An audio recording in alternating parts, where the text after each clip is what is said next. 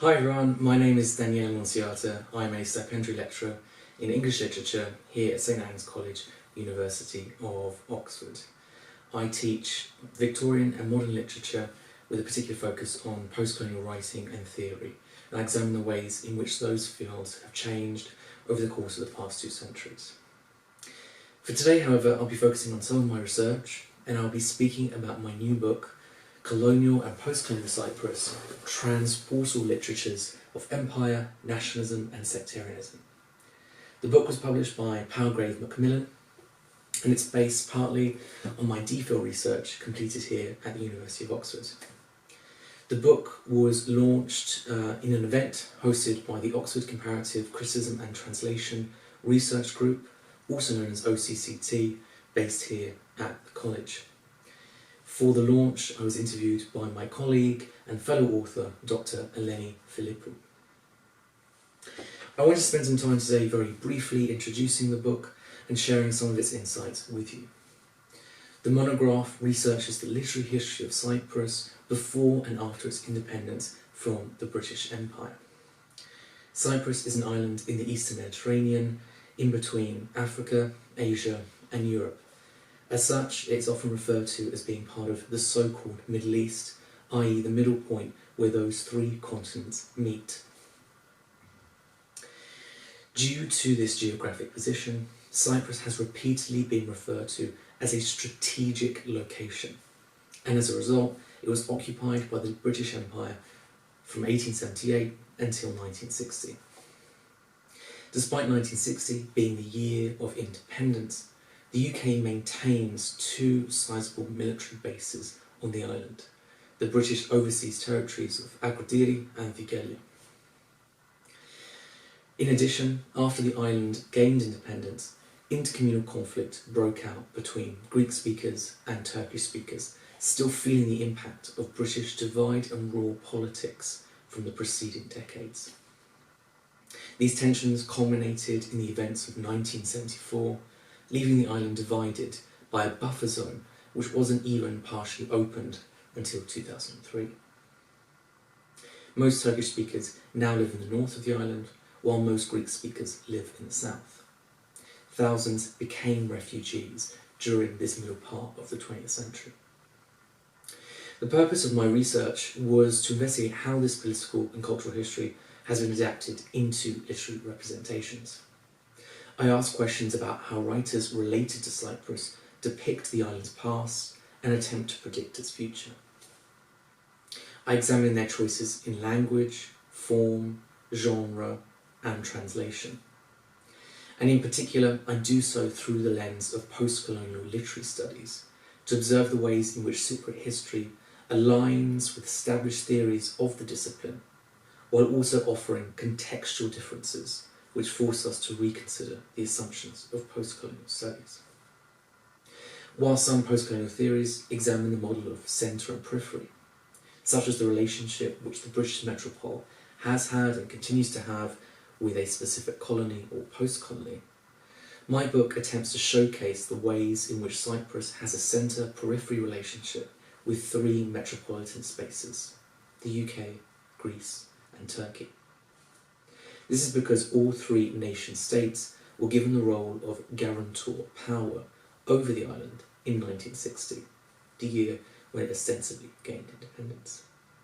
This and the fact that the UK still maintains 2 sovereign base areas on the island indicates that Cyprus has not been fully decolonised. This then has a massive impact on cultural production.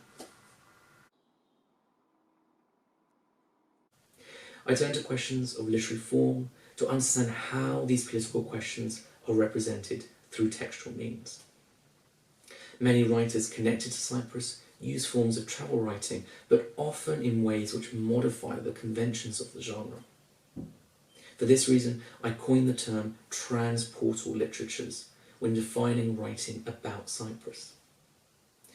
Transportal literatures is the name I give to a genre or a series of genres typified by a sense of movement, instability, and transportation between various states.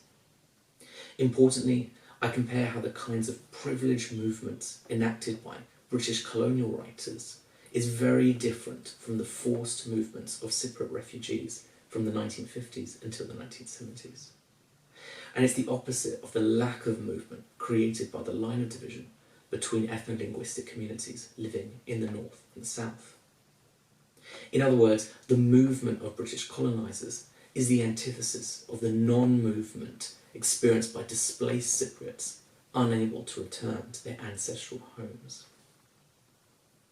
I begin the book by analysing British colonial travellogues, which were inspired by the Prime Minister Benjamin Disraeli and his promise to Queen Victoria that Cyprus was, quote, the key of Western Asia. This language of keys, doorways, gateways and liminality commences a literary history of Cyprus being seen as a transportal location between continents, languages and religions.